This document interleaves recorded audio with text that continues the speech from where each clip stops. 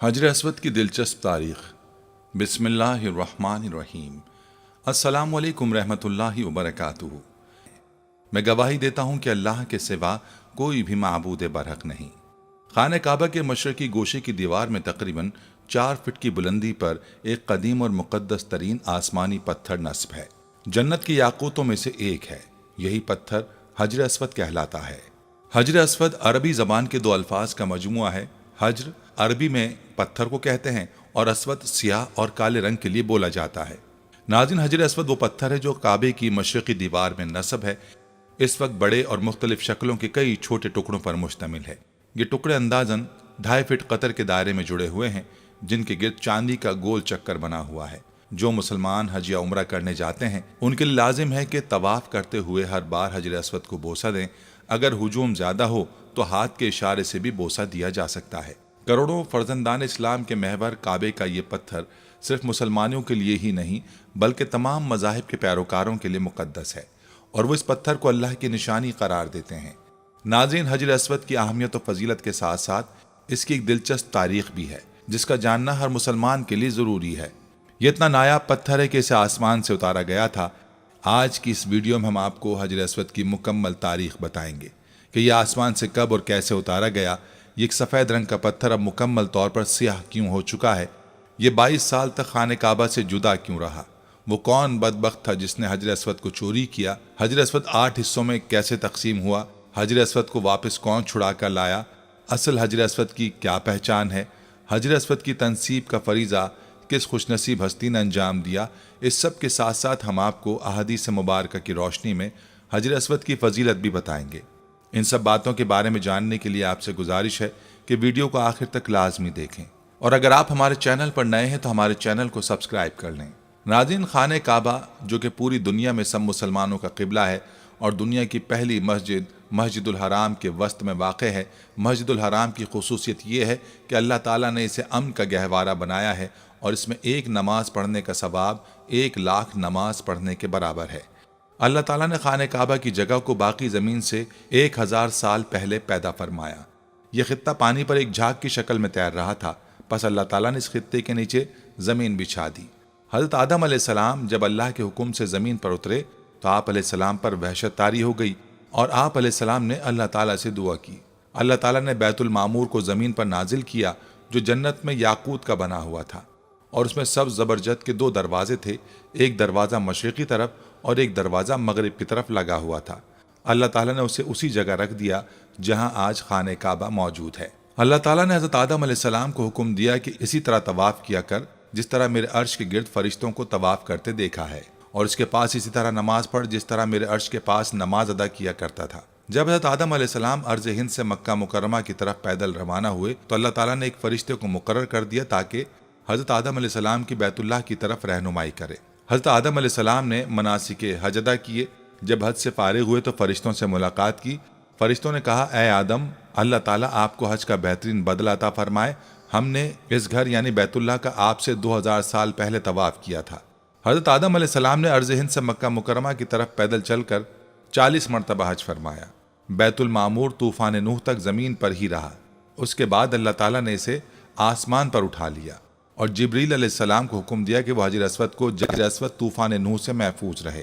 چنانچہ خانہ کعبہ بیت اللہ کی جگہ حضرت ابراہیم علیہ السلام کے زمانے تک خالی رہی۔ طوفان نوح کے وقت جب خانہ کعبہ کی عمارت آسمان پر اٹھائی گئی اور یہ جگہ ایک اونچے ٹیلے کی مانند رہ گئی، پھر اسی بنیاد پر حضرت ابراہیم علیہ السلام نے خانہ کعبہ کو تعمیر فرمایا جب اللہ تعالیٰ نے ان کو حکم دیا کہ خانہ کعبہ کی تعمیر کرو۔ حضرت ابراہیم علیہ السلام نے اللہ تعالیٰ سے سوال کیا کہ وہ اس جگہ کو واضح کر دے جہاں بیت اللہ کی تعمیر کی جائے۔ اس وقت تک حضرت اسماعیل علیہ السلام بھی پیدا ہو چکے تھے۔ حضرت علی رضی اللہ عنہ اور حضرت حسن رضی اللہ عنہ سے مروی ہے کہ حضرت عباس رضی اللہ عنہ نے فرمایا کہ اللہ تعالیٰ نے ایک بادل کے ٹکڑے کو خانہ کعبہ کی جگہ کے تعین کے لیے بھیجا۔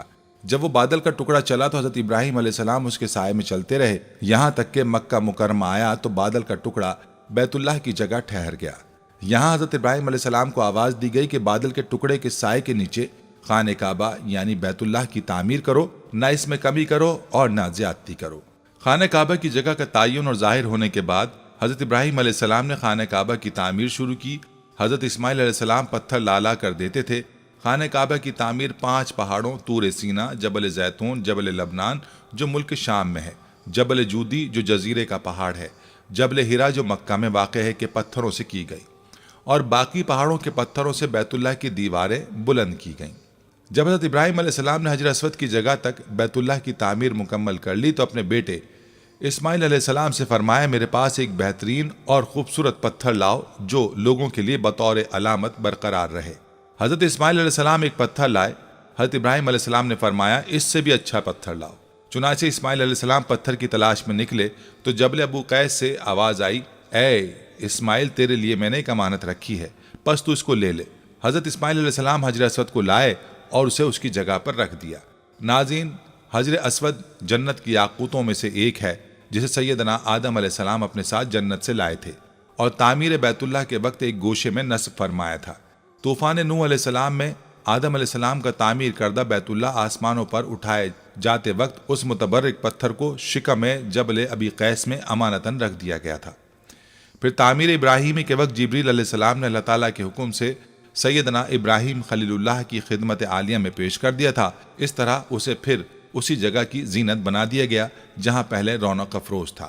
اس کے فضائل اور اوصاف میں حضور نبی اکرم صلی اللہ علیہ وآلہ وسلم کے بہت سے ارشادات حدیث اور تاریخ کتابوں کی زینت بنے ہوئے ہیں، لیکن جنت کا یہ انمول موتی عالی مرتبت مقدس و متبرک یاقوت گردش ایام کی ستم زانیوں سے محفوظ نہ رہ سکا۔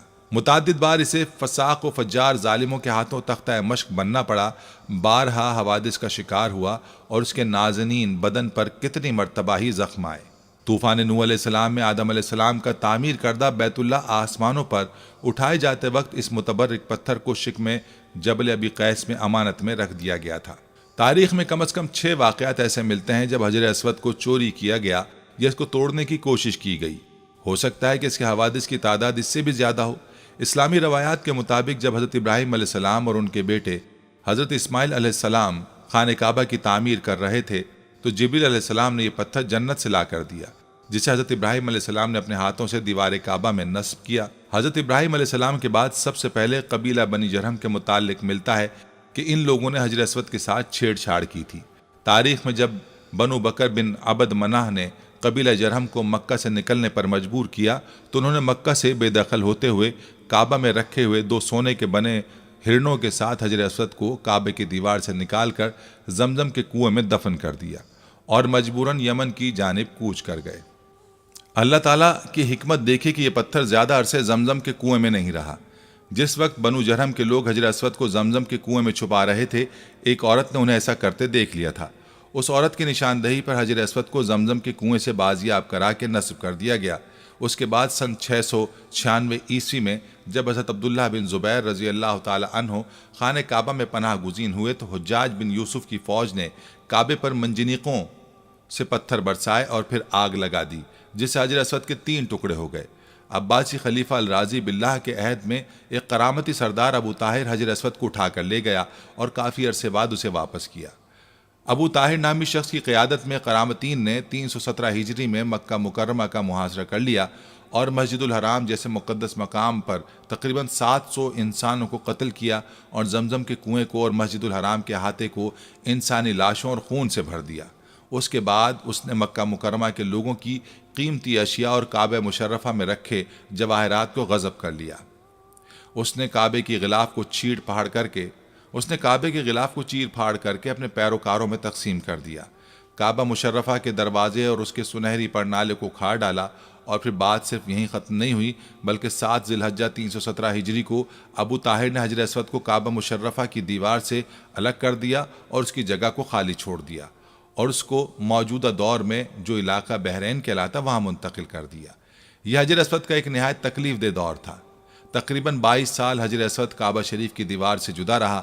اس دور میں کعبہ مشرفہ کا طواف کرنے والے صرف اس کی خالی جگہ کو چومتے یا اس کا استلام کرتے تھے۔ اس واقعے کی تفصیل سلطنت عثمانیہ کے تاریخ دان قطب الدین نے بیان کی ہے، جس کا خلاصہ یہاں پیش کیا جاتا ہے کہ کرامتی ایک فرقہ تھا جس کے عقائد مرکزی اسلام کے دائرے سے بہت ہٹے ہوئے تھے۔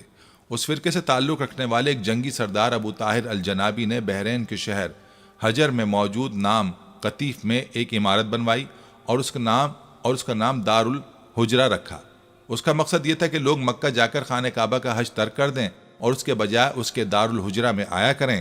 اس مقصد کے لیے اس نے 930 میں اپنی فوج کے ساتھ مکہ کا رخ کیا اور حج کے پہلے روز اپنے مسلح سپاہیوں سمیت گھوڑے پر سوار ہو کر حرم میں داخل ہو گیا اور سپاہیوں کو حکم دے کہ طواف کرتے ہوئے حاجیوں کو تلوار سے موت کے گھاٹ اتارتے جائیں۔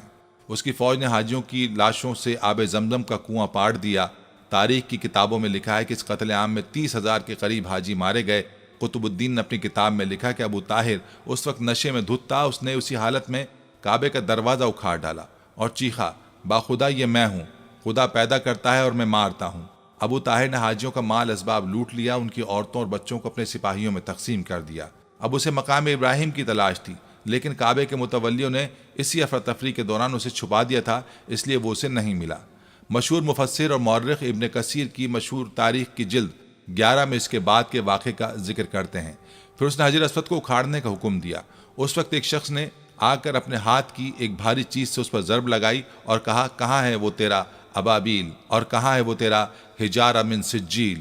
ابو طاہر حجر اسود کو اونٹ پر لدوا کر اپنے شہر کی طرف چل پڑا۔ ابن کثیر لکھتے ہیں، جب کرامتی اس حجر اسود کو لے کر اپنے شہر کی طرف روانہ ہوا تو اس وقت امیر مکہ اور اس کے اہل بیت سب اس کے پیچھے پیچھے روانہ ہوئے اور اسے درخواست کی، سفارشیں پہنچائی کہ وہ حجر اسود واپس کر دے تاکہ اپنی جگہ پر اسے رکھ دیا جائے، اور اس کے عوض اپنی ساری جائیدادیں دینے کی پیشکش کی، مگر اس نے ایک نہ سنی اور سب کو ہلاک کر ڈالا۔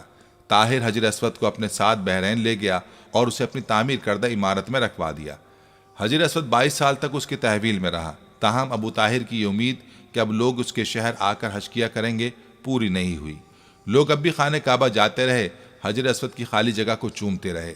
پھر اللہ سبحانہ تعالیٰ کی مشیت دیکھیے کہ 22 سال بعد 10 ذوالحجہ 339 ہجری کو کرامتین قبیلے میں سے ہی ایک آدمی نے حجر اسود کو آزاد کرایا اور واپس حجر اسود کے اصل مقام پر پیوست کروا دیا۔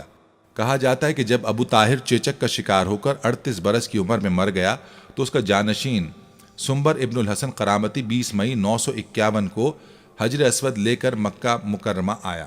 اس موقع پر مکہ کے حکمران جعفر محمد ابن عبدالعزیز بھی موجود تھے، جنہوں نے دیکھا کہ حجر اسود کو چاندی کی تاروں سے باندھا ہوا ہے، کیونکہ اس دوران اس میں 5 دراڑیں پڑ گئی تھیں۔ حسن ابن المرزوق نامی معمار نے یہ پتھر اپنی جگہ پر نصب کیا۔ سنبر نے اس موقع پر کہا، ہم اسے خدا کی طاقت سے لے گئے تھے اور اسی کی مرضی سے واپس کر رہے ہیں۔ وہ اسے اپنے حکم سے لے گیا تھا اور اپنے حکم سے ہی واپس کر دیا۔ دوسری کتابوں میں آتا ہے کہ اس وقت کے عباسی خلیفہ المقتدر نے کرامتیوں کو حجر اسود واپس کرنے کے لیے 50,000 درہم کی پیشکش کی تھی، مگر انہوں نے اسے مسترد کر دیا۔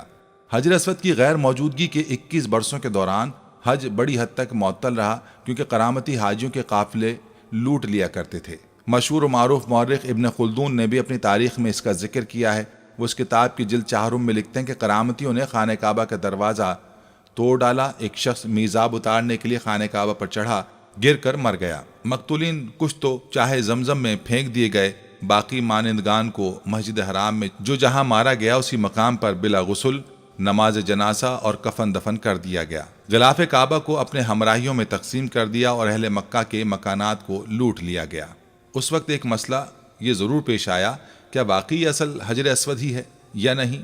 تو اس وقت مسلمانوں کے ایک دانشور نے کہا کہ وہ اس کو ٹیسٹ کر کے بتا دے گا کہ یہ اصل حجر اسود ہے یا نہیں، کیونکہ اس نے اس کے بارے میں احادیث کا مطالعہ کر رکھا تھا۔ اس نے حجر اسود پر آگ لگائی تو حجر اسود کو آگ نہیں لگی اور نہ ہی وہ گرم ہوا۔ پھر اس نے اس کو پانی میں ڈبویا تو یہ پتھر ہونے کے باوجود اپنی خصلت کے برخلاف پانی میں ڈوبا نہیں، بلکہ سطح آب پر تیرتا ہی رہا۔ اس سے ظاہر ہو گیا کہ یہ اصل جنت کا پتھر ہی ہے، کیونکہ جنت کا پتھر کا آگ سے اور غرق یابی سے بھلا کیا تعلق ہو سکتا ہے۔ ناظرین، کہا جاتا ہے کہ جب یہ فیصلہ ہوا کہ حجر اسود کو واپس کیا جائے گا تو اس سلسلے میں خلیفہ وقت نے ایک بہت بڑے عالم اور محدث شیخ عبداللہ کو حجر اسود کی وصولی کے لیے ایک وفد کے ساتھ بحرین بھجوایا۔ یہ واقعہ علامہ سیوطی کی روایت سے اس طرح نقل کیا گیا ہے کہ جب شیخ عبداللہ بحرین پہنچ گئے تو بحرین کے حاکم نے ایک تقریب کا اہتمام کیا جس میں حجر اسود کو ان کے حوالے کیا گیا اور ایک پتھر خوشبودار اور خوبصورت غلاف میں سے نکالا گیا۔ یہ حجر اسود ہے، اسے لے جائیں۔ محدث عبداللہ نے فرمایا کہ نہیں، بلکہ حجر اسود کی 2 نشانیاں ہیں۔ اگر یہ پتھر اس معیار پر پورا اترا تو یہ حجر اسود ہوگا اور ہم لے جائیں گے۔ پہلی نشانی یہ کہ پانی میں ڈوبتا نہیں ہے، دوسری یہ کہ آگ سے گرم نہیں ہوتا۔ اب اس پتھر کو جب پانی میں ڈالا گیا تو وہ ڈوب گیا اور پھر اسے آگ میں ڈالا گیا تو سخت گرم ہو گیا۔ فرمایا ہم اصل حجر اسود کو لیں گے۔ پھر اصل حجر اسود کو لایا گیا اور آگ میں ڈالا گیا تو وہ ٹھنڈا نکلا، پھر پانی میں ڈالا گیا تو وہ پھول کی طرح پانی کے اوپر تیرنے لگا۔ تو محدث عبداللہ نے فرمایا یہی ہمارا حجر اسود ہے اور یہی خانہ کعبہ کی زینت ہے اور یہی جنت والا پتھر ہے۔ یہ سب دیکھ کر ابو طاہر سلیمان قرامتی نے بڑے تعجب سے محدث عبداللہ سے پوچھا کہ آپ کو یہ باتیں کہاں سے معلوم ہوئیں؟ تو محدث عبداللہ نے جواب دیا کہ ہمیں یہ معلومات آقا محمد صلی اللہ علیہ وآلہ وسلم سے ملی ہیں کہ حجر اسود پانی میں ڈوبے گا نہیں، آگ سے گرم نہیں ہوگا، اور اس کے بعد جب قافلہ واپس مکہ کی طرف روانہ ہوا تو حجر اسود کو ایک کمزور اونٹنی پر رکھا گیا جس نے تیز رفتاری سے اسے خانہ کعبہ تک پہنچا دیا۔ حجر اسود کی وجہ سے اس اونٹنی میں زبردست طاقت آ گئی تھی، کیونکہ حجر اسود اپنے مرکز بیت اللہ کی طرف واپس جا رہا تھا۔ کہا جاتا ہے کہ جب حجر اسود کو بیت اللہ سے نکال کر بحرین لایا جا رہا تھا تو جس اونٹ پر بھی رکھا جاتا وہ کچھ فاصلے کے بعد مر جاتا، حتیٰ کہ بحرین پہنچتے تک 40 اونٹ مر گئے تھے۔ یہ واقعہ تاریخ کی مستند کتاب البدایہ والنہایہ اور المنتظم میں موجود ہے۔ ناظرین، اسی طرح سن 363 ہجری میں ایک رومی شخص نے اپنے کلہاڑے سے حجر اسود پر کاری ضرب لگائی جس سے اس پر چٹکنے کا ایک واضح نشان پڑ گیا۔ اس نے دوسری شدید ضرب لگانے کے لیے جیسے ہی اپنے کلہاڑے کو اٹھایا، اللہ سبحانہ تعالیٰ کی مدد آن پہنچی اور قریب ہی موجود ایک یمنی شخص نے جو اس کی گھناؤنی کاروائی دیکھ رہا تھا، چشم زدن میں اس نے اسے قتل کر ڈالا اور اس کی حجر اسود پر دوسری ضرب لگانے کی خواہش دل ہی میں رہ گئی۔ اس کے بعد 413 ہجری میں فاطمید نے اپنے 6 پیروکاروں کو مکہ مکرمہ بھیجا، جس میں سے ایک الحاکم العبیدی تھا جو ایک مضبوط جسم کا مالک تھا، سنہرے بالوں والا، طویل قد و قامت والا انسان تھا۔ وہ اپنے ساتھ ایک تلوار اور ایک لوہے کی سلاخ لایا تھا۔ اپنے ساتھیوں کے اکسانے پر اس نے دیوانگی کے عالم میں تابڑ توڑ 3 ضربیں حجر اسود پر لگا ڈالیں جس سے اس کی کرچیاں اڑ گئیں۔ وہ ہزیانی کیفیت میں اول فول بکتے ہوئے کہہ رہا تھا، معاذ اللہ کہ جب تک اسے پورا نہ اکھاڑ پھینکے گا جب تک سکون سے نہیں بیٹھے گا۔ بس اس موقع پر ایک مرتبہ پھر اللہ سبحانہ تعالیٰ کی مدد آن پہنچی اور گھڑ سواروں کے ایک دستے نے ان سب افراد کو گھیر لیا اور ان سب کو پکڑ کر قتل کر دیا اور بعد میں ان کی لاشوں کو بھی جلا دیا۔ ناظرین، اسی طرح ایک واقعہ سن 990 ہجری میں بھی وقوع پذیر ہوا جب ایک غیر عرب باشندہ اپنے ہتھیار کے ساتھ مطاف میں آیا اور اس نے حجر اسود کو ایک ضرب لگا دی۔ عین اسی وقت اس وقت کا ایک شہزادہ نصیر مطاف میں موجود تھا جس نے اسے فوری طور پر موت کے گھاٹ اتار دیا۔ اور پھر سن 1351 ہجری کے محرم کے مہینے میں ایک افغانی باشندہ مطاف میں آیا اور اس نے حجر اسود کا ایک ٹکڑا توڑ کر باہر نکال دیا اور کعبے کے غلاف کا ایک ٹکڑا چوری کر ڈالا۔ اس نے کعبے کی سیڑھیوں کو بھی نقصان پہنچایا۔ کعبہ مشرفہ کے گرد کھڑے محافظوں نے اسے پکڑ لیا اور پھر اسے مناسب کارروائی کے بعد موت کی سزا دے دی گئی۔ اس کے بعد 28 ربیع الاول سن 1351 ہجری کو شاہ عبد العزیز نے اس پتھر کو دوبارہ کعبہ مشرفہ کی دیوار میں نصب کیا جو اس فاتر العقل افغانی نے نکال باہر کیا تھا۔ حجر اسود اس وقت ایک مکمل پتھر کی صورت میں نہیں ہے جیسا کہ جنت سے اتارا گیا تھا، بلکہ حوادث زمانہ نے اس متبرک پتھر کو جس کو بوسہ دینے کے لیے اہل ایمان کے دل ہر وقت بے چین رہتے ہیں 8 ٹکڑوں میں تبدیل کر دیا ہے۔ ناظرین، روایات کے مطابق سن 606 عیسوی میں جب رسول اللہ صلی اللہ علیہ وآلہ وسلم کی عمر مبارک 35 سال تھی، سیلاب نے کعبے کی عمارت کو سخت نقصان پہنچایا اور قریش نے اس کی دوبارہ تعمیر کی، لیکن جب حجر اسود رکھنے کا مسئلہ پیش آیا تو قبائل میں جھگڑا ہو گیا۔ ہر قبیلے کی یہ خواہش تھی کہ یہ سعادت اسے ہی نصیب ہو۔ رسول اللہ صلی اللہ علیہ وآلہ وسلم نے اس جھگڑے کو طے کرنے کے لیے یہ طریقہ اختیار کیا کہ حجر اسود کو ایک چادر میں رکھا اور تمام سرداران قبائل سے کہا کہ وہ چادر کے کونے پکڑ کر اٹھائیں۔ چنانچہ سب نے مل کر چادر کو اٹھایا اور جب چادر اس مقام پر پہنچی جہاں اسے رکھا جانا تھا تو آپ نے اپنے مبارک ہاتھوں سے اس کو دیوار کعبہ میں نصب کر دیا۔ سب سے پہلے حضرت عبداللہ بن زبیر رضی اللہ تعالیٰ عنہ نے حجر اسود پر چاندی چڑھوائی۔ 1268 میں سلطان عبد الحمید نے حجر اسود کو سونے میں مڑوایا۔ 1281 میں سلطان عبد العزیز نے اسے چاندی سے مڑوایا۔ ناظرین، مسلمانوں کے نزدیک یہ پتھر بہت مقدس اور متبرک ہے۔ جو مسلمان حج کرنے جاتے ہیں ان کے لیے لازم ہے کہ طواف کرتے ہوئے ہر بار حجر اسود کو بوسہ دیں۔ اگر ہجوم زیادہ ہو تو دور سے ہاتھ کے اشارے سے بوسہ دیا جا سکتا ہے۔ جب خانہ کعبہ کی دیواریں ہاتھ جتنی بلندی تک چن لی گئیں تو حضرت اسماعیل علیہ السلام ایک پتھر لائے جس پر کھڑے ہو کر حضرت ابراہیم علیہ السلام نے دیواریں مزید بلند کرنا شروع کی۔ روایت ہے کہ جوں جوں دیوار اونچی ہوتی جاتی یہ پتھر اپنے آپ ہی بلند ہوتا جاتا تھا، اور جب ابراہیم علیہ السلام اس پتھر پر سے اترنا چاہتے تھے تو نیچے ہو جاتا تھا۔ اس پتھر پر حضرت ابراہیم علیہ السلام کے قدموں کے نشان اول اسلام سے ابھی تک موجود ہیں۔ یہ پتھر اس زمانے سے حضرت عمر فاروق رضی اللہ عنہ کے دور خلافت تک کعبے کی دیوار کے ساتھ چپکا رہا۔ پھر اس پتھر کو حضرت عمر فاروق رضی اللہ عنہ نے خانہ کعبہ سے کچھ دور کر دیا تاکہ طواف کے وقت رکاوٹ نہ بنے، جسے مقام ابراہیم کہا جاتا ہے۔ کعبہ شریف کو اسلام سے قبل کل 4 مرتبہ تعمیر کیا گیا ہے۔ اول حضرت ابراہیم علیہ السلام نے تعمیر فرمایا، اور اس کا ذکر ہمیں قرآن و حدیث میں بھی ملتا ہے کہ حضرت آدم علیہ السلام نے خدا تبارک و تعالیٰ کے حکم سے کعبہ شریف کی تعمیر کی۔ حضرت ابراہیم علیہ السلام نے جب کعبے کو تعمیر کیا تو انہوں نے کعبے کو 9 گز 4.5 میٹر اونچا رکھا۔ مشرق کی جانب سے بیت اللہ کی لمبائی کو 32 گز یعنی 16 میٹر رکھا، مغرب کی جانب سے 31 گز یعنی 15.5 میٹر، شمال کی جانب سے 20 گز یعنی 10 میٹر، اور جنوب کی جانب سے 23 گز یعنی 11 میٹر کی لمبائی رکھی۔ انہوں نے تعمیر کعبہ کے وقت کعبے کی اوپر چھت نہیں بنائی، بلکہ 2 دروازے بنا دیے جو کہ زمین سے بالکل متصل تھے۔ دوسری اور تیسری مرتبہ کعبہ شریف کی تعمیر کی ذمہ داری بنو عمالقہ اور بنو جرہم نے بالترتیب کی اور کعبہ شریف کی تعمیر نو کو تشکیل دیا۔ امام علی ابن ابی طالب رضی اللہ عنہ فرماتے ہیں کہ حضرت ابراہیم علیہ السلام کے تعمیر کعبہ کے بہت زمانے بعد کعبہ معظمہ کی دیوار کمزور پڑ گئی تو بنو عمالقہ نے کعبے کی تعمیر نو کی، پھر ان کے بعد بنو جرہم نے تعمیر کیا، پھر کعبے کی عمارت میں کمزوریاں اور خرابیاں لاحق ہوئیں تو اس کو قریش نے تعمیر کیا۔ چوتھی مرتبہ بنو جرہم کے تعمیر کعبہ کے کچھ زمانے بعد جب عمارت کعبہ معظمہ میں پھر سے خرابیاں لاحق ہوئیں تو قریش نے تعمیر کعبہ کا بیڑا لیا اور کعبے کو تعمیر کیا۔ تاریخ کی کتابوں میں قریش کی تعمیر کعبہ کی وجہ آتی ہے کہ قبیلہ قریش سے ایک عورت کعبے کو روشن کرنے کی غرض سے روشن دان میں کچھ چنگاریاں لے کر جاتی ہے اور اچانک اس میں سے کچھ چنگاریاں اڑ کر غلاف کعبہ کو لگ جاتی ہیں اور آگ پکڑ لیتی ہے، جس کی وجہ سے جدار کعبہ کو کافی خرابیاں لاحق ہوتی ہیں۔ یہ دیکھ کر قریش کے اندر ایک دہشت پھیل جاتی ہے کہ اگر انہوں نے کعبے کی تعمیر نہیں کی تو ان پر عذاب الہی کا قہر آئے گا، اور اسی بنا پر قریش آگے بڑھ کر کعبے کی تعمیر نو پر اکٹھے ہوتے ہیں اور اس کے لیے صرف حلال مال جمع کرتے ہیں۔ حلال مال اتنے وافر میں جمع نہیں ہوتا کہ کعبے کو مکمل بنائے ابراہیمی کی شکل دے سکیں، اسی لیے انہوں نے حجر اسود کی جانب سے 6 گز اور 1 شبر یعنی 3.23 میٹر کم کر دیتے ہیں اور ایک چھوٹی سی دیوار سے گھیر دیتے ہیں کہ لوگ طواف کے وقت اس کے اندر نہ آ سکیں۔ اہل قریش نے تعمیر کعبہ کے وقت کچھ تبدیلیاں بھی کی، جیسے کہ انہوں نے کعبے کی اونچائی کو 9 گز یعنی 4.5 میٹر سے 18 گز یعنی کل 9 میٹر تک بڑھا دیا، اور ساتھ ہی کعبے کے اوپر چھت بھی ڈال دی گئی۔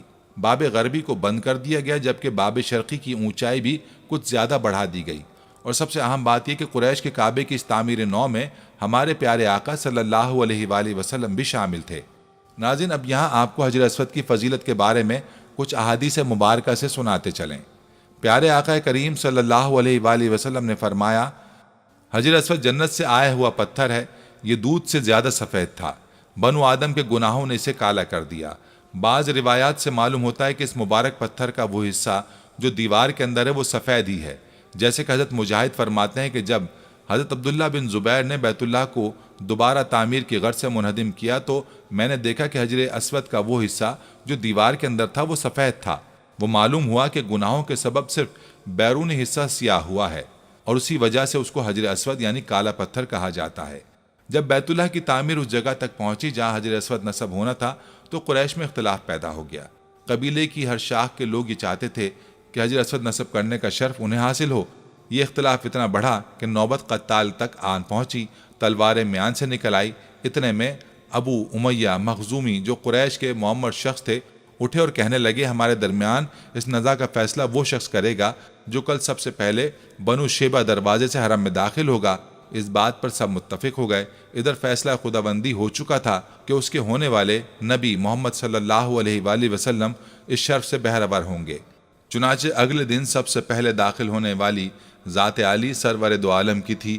لوگوں نے آپ کو دیکھا تو بیک آواز میں کہا، یہ امین ہے، ہم ان کے فیصلے پر راضی ہیں۔ آپ صلی اللہ علیہ وآلہ وسلم کو صورتحال سے باخبر کیا گیا۔ آپ صلی اللہ علیہ وآلہ وسلم نے ایک چادر طلب کی اور دست مبارک سے حجر اسود کو اٹھا کر اس کے درمیان رکھ کر فرمایا، ہر قبیلے کے سردار چادر کے کونوں کو پکڑ کر اس کو وہاں تک پہنچا دے۔ تب آپ صلی اللہ علیہ وآلہ وسلم نے دست مبارک سے اس پتھر مبارک کو اٹھا کر اس کی جگہ پر نصب فرما دیا۔ آپ کے اس حکیمانہ فیصلے پر سب نے رضامندی اور خوشی کا اظہار کیا۔ کعبے کی دیوار کے جس گوشے میں یہ نصب کیا گیا اسے رکن حجر اسود کہتے ہیں۔ کعبہ شریف کی دیوار میں اس پتھر کے ٹکڑے جڑے ہوئے ہیں۔ شروع میں ایک ہی ٹکڑا تھا، مگر کرامتی اور ان کے بعد کچھ ایسے حادثے پیش آئے جن کا تفصیلی تذکرہ ہم اوپر کر چکے ہیں۔ ان کی وجہ سے اس کا ظاہری حصہ ٹوٹ گیا۔ اب اس کے چھوٹے چھوٹے 8 ٹکڑے ہیں۔ ان کا سائز مختلف ہے۔ بڑا ٹکڑا کھجور کے برابر ہے۔ ان ٹکڑوں کو ایک پتھر کے بڑے بڑے ٹکڑوں میں جوڑا گیا ہے اور پھر اس پر چاندی کا فریم لگا دیا گیا ہے۔ یہی وہ ٹکڑے ہیں جن کو بوسہ دینا مسنون ہے، نہ کہ وہ بڑا پتھر جس میں یہ جڑے گئے ہیں، اور نہ چاندی کا وہ خول جو بڑے پتھر پر چڑھایا ہوا ہے۔ حج اور عمرہ کرنے والوں کے لیے حجر اسود کی بڑی اہمیت اور فضیلت ہے۔ حج و عمرہ کرنے والے میقات سے احرام باندھ لیتے ہیں، پھر لبیک اللہم لبیک کہتے ہوئے کعبہ شریف پہنچتے ہیں۔ طواف شروع کرنے کے لیے حجر اسود کی طرف جانا پڑتا ہے۔ تلبیہ پڑھنا بند کر دیا جاتا ہے اور اوپر کی چادر مرد حضرات کو دائیں بغل کے نیچے سے نکال کر بائیں کاندھے پر ڈالی جاتی ہے۔ اس طرح دائیں کاندھا اور بازو ننگا رہتا ہے اور اسے استباء کہتے ہیں۔ اس صورت میں حجر اسود کے سامنے آنا پڑتا ہے۔ حجر اسود بالمقابل آ جائے اور قدرے دائیں طرف رہے، بوسہ دینا ممکن نہ ہو تو دونوں ہتھیلیوں کو حجر اسود کی طرف کرنا پڑتا ہے اور ہتھیلیوں کو پھر چوما جاتا ہے۔ اس فعل کو استعلام کہتے ہیں۔ طواف کرنے کے لیے دائیں طرف رخ کرنا پڑتا ہے۔ بیت اللہ کے گرد چکر لگانا شروع کیا جاتا ہے اور حجر اسود پر آ کر ایک چکر مکمل ہو جاتا ہے۔ حجر اسود پر ازدحام نہ کیا جائے، نہ کسی کی تکلیف کا نشانہ بنے۔ حکومت نے حجر اسود کے پاس بیت اللہ کی دیوار سے ملحق ایک ایسی جگہ بنا دی ہے جس پر ایک منتظم کھڑے ہو کر بوسہ لینے والوں میں نظم و نسق برقرار رکھنے کی کوشش کرتا ہے۔ ناظرین، عورتوں کو مردوں کی بھیڑ میں گھس کر بوسہ لینے کی کوشش نہیں کرنی چاہیے۔ جبکہ حجر اسود کی طرف اشارہ کر کے ہاتھ کا استعلام کیا جائے تو اس وقت آواز بلند نہ کی جائے۔ حجر اسود والے کونے اور خانہ کعبہ کے دروازے کے درمیان جگہ کو ملتزم کہتے ہیں۔ یہ قبولیت دعا کی جگہ ہے۔ اس مقام پر سنت یہ ہے کہ بیت اللہ کی دیوار سے چمٹ کر دعائیں کی جائیں۔ اس جگہ پر انسان اللہ تعالیٰ سے جس چیز کا سوال کرتا ہے اور جس چیز سے پناہ مانگتا ہے، اللہ تعالیٰ اس کو عطا فرما دیتے ہیں۔ ناظرین، یہاں حجر اسود کے متعلق احادیث مبارکہ بھی آپ کو سناتے چلیں کہ عبداللہ بن عمر رضی اللہ عنہ بیان کرتے ہیں کہ میں نے نبی کریم صلی اللہ علیہ وآلہ وسلم کو یہ فرماتے سنا، بلا شبہ حجر اسود اور مقام ابراہیم جنت کے یاقوتوں میں سے یاقوت ہیں۔ اللہ تعالیٰ نے ان کے نور اور روشنی کو ختم کر دیا ہے۔ اگر اللہ تعالیٰ اس روشنی کو ختم نہ کرتا تو مشرق و مغرب کا درمیانی حصہ روشن ہو جاتا۔ سنن ترمذی حدیث نمبر 804۔ حجر اسود اللہ تعالیٰ نے زمین پر جنت سے اتارا ہے۔ ابن عباس رضی اللہ عنہ بیان کرتے ہیں کہ نبی صلی اللہ علیہ وآلہ وسلم نے فرمایا، حجر اسود جنت سے نازل ہوا ہے۔ سنن ترمذی حدیث نمبر 877۔ سنن نسائی حدیث نمبر 2935 میں امام ترمذی رحمہ اللہ تعالیٰ نے اس حدیث کو صحیح قرار دیا ہے۔ امام ترمذی رحمۃ اللہ علیہ نے اس حدیث کو صحیح قرار دیا ہے۔ حجر اسود دودھ سے بھی زیادہ سفید تھا جسے اولاد آدم کے گناہوں نے سیاہ کر دیا ہے۔ ابن عباس رضی اللہ تعالیٰ عنہما بیان کرتے ہیں کہ رسول اکرم صلی اللہ علیہ وآلہ وسلم نے فرمایا، حجر اسود جنت سے آیا تو دودھ سے بھی زیادہ سفید تھا اور اسے بنو آدم کے گناہوں نے سیاہ کر دیا ہے۔ حجر اسود روز قیامت ہر اس شخص کی گواہی دے گا جس نے اس کا حق کے ساتھ استلام کیا۔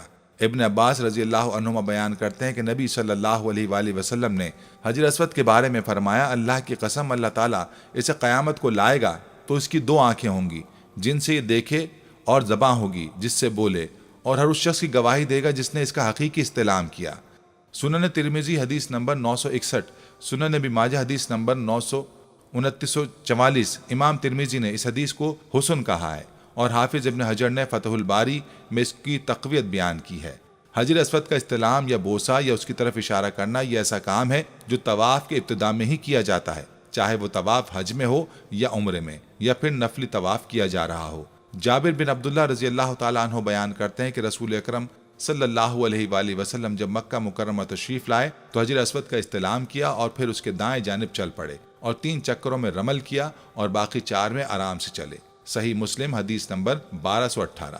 حجر اسود کا استلام یہ ہے کہ اسے ہاتھ سے چھوا جائے۔ نبی صلی اللہ علیہ وآلہ وسلم نے حجر اسود کا بوسہ لیا اور امت بھی نبی صلی اللہ علیہ وآلہ وسلم کی اتباع میں اسے چومتی ہے۔ اگر اس کا بوسہ نہ لیا جا سکے تو اپنے ہاتھ کسی چیز سے استلام کر کے اسے چوما جا سکتا ہے۔ نافع رحمۃ اللہ علیہ بیان کرتے ہیں کہ ابن عمر رضی اللہ تعالی عنہما نے حجر اسود کا استلام کیا، پھر اپنے ہاتھوں کو چوما اور فرمانے لگے، میں نے جب سے نبی صلی اللہ علیہ وآلہ وسلم کو یہ کرتے دیکھا ہے میں نے اسے نہیں چھوڑا۔ صحیح مسلم حدیث نمبر 1268۔ ابو तुफैल रजी अल्लाह ताला अन्हु बयान करते हैं कि मैंने रसूल अकरम सल्लल्लाहु अलैहि वसल्लम को देखा कि आप बैतुल्लाह का तवाफ कर रहे थे और हजर अस्वद का छड़ी के साथ इस्तेलाम करके छड़ी को चूमते थे। सही मुस्लिम हदीस नंबर 1275। नाज़रीन, अगर इस्तेलाम से भी आजिज हो तो इशारा करे और अल्लाहु अकबर कहे। इब्न अब्बास रजी अल्लाह ताला अन्हुमा बयान करते हैं कि रसूल अकरम सल्लल्लाहु अलैहि वसल्लम ने अपने ऊँट पर तवाफ किया तो जब भी हजर अस्वद के पास आते तो इशारा करते और अल्लाहु अकबर कहते। सही बुखारी हदीस नंबर 4987। नाज़रीन, हजर अस्वद को छूना गुनाहों का कफ़ारा है। इसके बारे में इब्न उमर रजी अल्लाह ताला अन्हुमा बयान करते हैं कि नबी सल्लल्लाहु अलैहि वसल्लम ने फरमाया, इनका छूना गुनाहों का कफ़ारा है। सुनन तिरमिज़ी हदीस नंबर 959। इमाम तिरमिज़ी ने इसे हुसन और इमाम हाकिम ने सही करार दिया और इमाम ज़हाबी ने इसकी मवाफ़क़त की है। नाज़रीन, हजर अस्वद की फ़जीलत के लिए ये बात काफ़ी है कि नबी करीम सल्लल्लाहु अलैहि वसल्लम का दस्ते मुबारक और होंठ मुबारक इस पर लगे हैं। सहीहीन में मज़कूर है कि उमर बिन ख़त्ताब रज़ी अल्लाह अन्हु ने हजर अस्वद को बोसा दिया और फरमाया, मुझे यकीन है कि तू एक पत्थर है जो नुकसान दे सकता है और ना नफ़ा।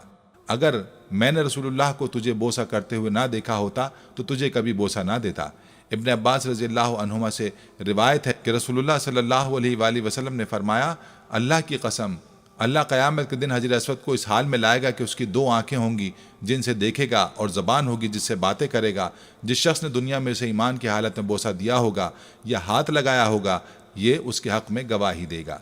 अब्दुल्ला बिन उमरो बिन आस रज़ी अल्लाह अन्हु ने अपने कानों पर हाथ रखकर 3 दफ़ा फरमाया, मैं अल्लाह की कसम खाता हूँ कि मैंने रसूलुल्लाह सल्लल्लाहु अलैहि वसल्लम को फरमाते सुना है, हजर अस्वद और मकाम इब्राहिम जन्नत के 2 चमकदार पत्थर थे, लेकिन अल्लाह ताला ने इनका नूर ख़त्म कर दिया। अगर अल्लाह ताला इनका नूर ख़त्म ना फरमाता तो ये ज़मीन व आसमान के दरमियान या मशरिक़ व मग़रिब के दरमियान पूरी दुनिया को रोशन कर देते। सैयदना इब्राहिम अलैहिस्सलाम ने काबा बना लिया मगर एक पत्थर की जगह बाकी थी। इस्माइल अलैहिस्सलाम कोई पत्थर तलाश करने लगे तो इब्राहिम ने फरमाया, जैसा पत्थर मैं तुझे बताता हूँ इस किस्म का पत्थर लाना। इस्माइल अलैहिस्सलाम पत्थर तलाश करने चले गए। जब लेकर आए तो देखा कि इब्राहिम ने उस जगह एक पत्थर नस्ब कर दिया है। पूछा, अब्बा जान ये पत्थर कौन लाया है? फरमाया, ये पत्थर वो लाया जो तेरी तामीर का मोहताज नहीं, इसे जिब्रील आसमान से लेकर आए हैं। सैयदना अब्दुल्ला बिन उमर रज़ी अल्लाह अन्हु ने हजर अस्वद को छुआ, फिर अपने हाथ को बोसा दिया और फरमाया, जब से मैंने रसूलुल्लाह सल्लल्लाहु अलैहि वसल्लम को इसे बोसा देते हुए देखा है उस वक्त से मैंने इसे बोसा देना नहीं छोड़ा। दुआ है कि रब्बुल आलमीन हमें हजर अस्वद को बोसा देने या इस्तेलाम करने का कई बार मौका अता फरमाए। आमीन आमीन। नाज़रीन, ये थी हमारी आज की वीडियो। हम उम्मीद करते हैं कि आपको हमारी आज की ये वीडियो ज़रूर पसंद आई होगी। अगर आपको हमारी आज की ये वीडियो पसंद आई है तो आपसे गुजारिश करते हैं कि आप हमारे चैनल को ज़रूर सब्सक्राइब कर लें और साथ ही लगे बेल के बटन को भी प्रेस कर लें ताकि आपके पास हमारी आने वाली मज़ीद मालूमाती वीडियोज़ का नोटिफिकेशन बर वक्त मिलता रहे। सब्सक्राइब के साथ साथ हमारी वीडियोज़ को लाइक भी करें और अपनी कीमती राय का इजहार कमेंट्स में ज़रूर करें। कमेंट्स में आप अपने सवालात भी हम तक पहुँचा सकते हैं। अल्लाह ताला आपको अपने हिफ्ज़ व अमान में रखे। आमीन। आखिर में प्यारे दोस्तों, हर वीडियो के इख्तिताम में हमने एक दुआ का सिलसिला शुरू किया हुआ है। जो भी इस दुआ में शामिल होगा, मेरा दावा है कि अल्लाह पाक उसकी तमाम जायज़ हाजात को पूरा करेंगे। अपनी दुआ का आगाज़ दुरूद इब्राहिमी से करते हैं। आप सब दोस्त और बहनें पहले मेरे साथ मिलकर दुरूद पाक पढ़ लें और कमेंट्स में आमीन लाजमी लिखिएगा।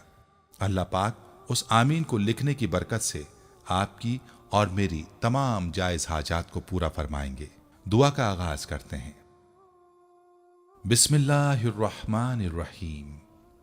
अल्लाहुम्मा सल्ली अला मुहम्मदिन व अला आलि मुहम्मदिन कमा सल्लैता अला इब्राहीम व अला आलि इब्राहीम इन्नका हमीदुम मजीद। अल्लाहुम्मा बारिक अला मुहम्मदिन व अला आलि मुहम्मदिन कमा बारकता अला इब्राहीम व अला आलि इब्राहीम इन्नका हमीदुम मजीद। तमाम हम्द व सना रब्बे ज़ुल जलाल के लिए हैं, जिसकी रहमत से नाउमीदी नहीं, जिसकी नेमतों से दामन खाली नहीं, जिसकी मग़फ़िरत से मायूसी नहीं और जिसकी रहमतों का फैज़ान कभी नहीं रुकता। ऐ अल्लाह पाक, ऐ अल्लाह तू पाक है, तेरा शुक्र अदा करते हैं इस इकरार के साथ कि तेरे सिवा कोई माबूद नहीं। تو سب سے بڑا ہے، تیرا کوئی شریک نہیں اور نہ ہی کوئی ہمسر ہے۔ زمین و آسمان پر جتنی بھی مخلوقات ہیں تو سب کا مالک ہے اور تو ہی سب کا پالنے والا ہے۔ اے اللہ پاک، بلا شبہ تو ہم سے محبت کرتا ہے، یہی وجہ ہے کہ تو نے ہمیں ایمان کی دولت سے نوازا اور ہمیں اپنے محبوب صلی اللہ علیہ وآلہ وسلم کا امتی بنایا۔ یا اللہ، اپنے پیارے حبیب پاک صلی اللہ علیہ وآلہ وسلم کے صدقے ہماری زندگیوں کو پرسکون اور آسان بنا دے۔ یا الہی، ہم سب کے گناہ معاف فرما دے، ہم سب کو عابد اور سحر خیز بنا دے، ہم پر راز شوق آشکار کر دے، ہمیں غلامی مصطفیٰ صلی اللہ علیہ وآلہ وسلم سے سرفراز فرما دے، ہمارے دلوں کی ویران بستی کو اپنی رحمت سے آباد کر دے اور ہمیں اس راستے پر ہمیشہ قائم رکھ جو نبی پاک صلی اللہ علیہ وآلہ وسلم نے بتلایا ہے۔ یا اللہ پاک، ہم سب کو سچے دل سے توبہ کرنے کی توفیق عطا فرما دے۔ اے رب رحیم، ہم گناہوں کی دلدل میں ڈوب گئے ہیں، ہم بدکاریوں کی مستیوں میں گر پڑے ہیں، ہم مایوسیوں کے اندھیروں میں بھٹک رہے ہیں، رحمت الہی سے خود ہی روٹھ گئے ہیں۔ اے اللہ، ہم ندامت کے آنسوؤں سے ناآشنا ہیں، ہم ایک سچی توبہ کے طلبگار ہیں۔ اے اللہ پاک، اپنی رحمت سے ہمیں وہ سچی توبہ عطا فرما۔ اے پروردگار، ہمیں ہمارے والدین کو، ہمارے اہل و عیال کو، ہمارے آباء و اجداد اور ہماری آنے والی نسلوں کو اپنی عافیت عطا فرما۔ ہم سب کو بے حساب رزق عطا فرما، ہم سب کو حاسدوں کے حسد سے بچا۔ دونوں جہانوں کے مالک، جب ہم تھک جائیں تو ہمیں آرام پہنچانا، جب مشکلیں بھر جائیں تو آسانی بن جانا، جب ہم کمزور پڑ جائیں تو ہماری طاقت بن جانا، جب ہم دکھ اور تکلیف میں ہوں تو ہمارا مرہم بن جانا، جب ہم مایوس ہو جائیں تو ہمارا بھروسہ اور یقین بن جانا، جب ہم بھوک سے نڈھال ہو جائیں تو تیری یاد ہی ہماری غذا بن جائے، جب ہر طرف بے چینیاں بھر جائیں تو اے پاک پروردگار ہمارا سکون بن جانا، جب ہمارے اندر مایوسی کا اندھیرا بھرنے لگے تو امید کی روشنی بن جانا، جب ہر چیز ہمارے لیے ناممکن ہو جائے تو ہر چیز کو اپنے خاص فضل و کرم سے ممکن بنا دینا۔ اے ارض و سما کے مالک، تو غفور ہے، تو رحیم ہے، ہم سب کی توبہ قبول کرنا، ہمارے صغیرہ کبیرہ گناہوں کو دھو دے، ہمارے دلوں کو ہدایت عطا فرما، ہماری زبان کو درستگی اور نرمی عطا فرما، ہم سب کو گناہوں سے بچا اور نیک اعمال کرنے کی توفیق عطا فرما۔ اے اللہ، جس طرح تو بارش برسا کر سوکھی زمین کی پیاس بجھاتا ہے، اسی طرح اپنی رحمت سے ہمارے دلوں کو بھی سیراب کر دے۔ بے شک تو بڑا مہربان اور نہایت رحم کرنے والا ہے۔ اے پروردگار، ہم سب کو ہر اس نعمت سے سرفراز فرما جس میں ہمارے لیے خیر و برکت ہو، عزت و وقار ہو، راحت و سکون ہو، صحت اور تندرستی ہو، ترقی ہو، خوشحالی ہو اور دنیا اور آخرت کی بھلائی ہو۔ اے ہمارے اللہ، ہماری زندگیوں کو محبت کا عنوان بنا دے کہ ہم سب سے زیادہ تجھ سے محبت کریں، تجھ کو فوقیت دیں، تیری عبادت کریں، تیرا حکم مانیں، تیرے بتائے ہوئے رستے پر چلتے رہیں، یہاں تک کہ ہماری زندگی تمام ہو جائے اور تو ہمیں اپنے نور سے ڈھانپ لے، وہ نور جو ہمارے سینے کو منور کر دے، وہ نور جو قبر کو روشن کر دے، وہ نور جو پل صراط پر روشنی بن جائے۔ اے ہمارے رب، ہم کو بھی ان خوش نصیبوں میں شامل فرما جن کی توبہ تو قبول کرتا ہے، جن کے گناہوں کو تو اپنے فضل و کرم اور رحمت سے نیکیوں میں تبدیل کرتا ہے۔ یا اللہ، ہمارے پاس کوئی عمل نہیں ہے، ہمیں صرف تیری رحمت کا آسرا ہے۔ اے پروردگار، ہمیں اپنی رحمت میں ڈھانپ لے۔ اے بلندیوں کے بادشاہ، اے رب کائنات، ہمارے دل اور ہمارے قدم اپنی رضا کی طرف پھیر دے۔